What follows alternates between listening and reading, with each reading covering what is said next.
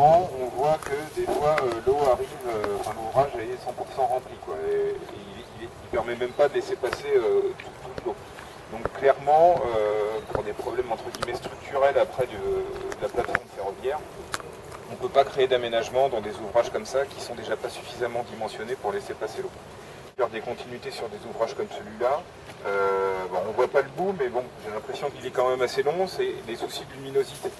Notamment pour la faune piscicole, ça peut dissuader des fois des poissons de traverser des ouvrages qui sont trop longs, ou même pour la petite faune. En général, les animaux, ils ont tendance à rebuter un peu, à passer.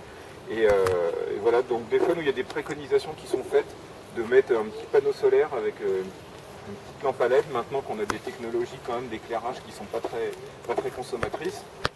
Ça peut être une mesure qui peut être mise en place sur des ouvrages qui sont longs, mais plutôt rectilignes, et qui permettent finalement d'avoir un peu de lumière dans l'ouvrage et qui vont favoriser le passage des animaux. Donc là, il y a des exemples, notamment Val-d'Ille-Aubier en Bretagne, en milieu rural, est une communauté de communes rurales qui a fait un schéma tram vert et bleu et qui a investi dans comment j'améliore les passages existants.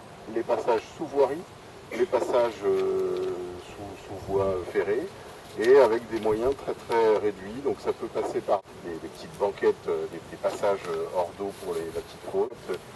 Si on est sur un pont par exemple routier avec un passage sous la voie routière, bien mettre des parements de bois pour cacher la vue des voitures qui passent aux animaux, et puis conduire les arbres pour que ça fasse une voûte.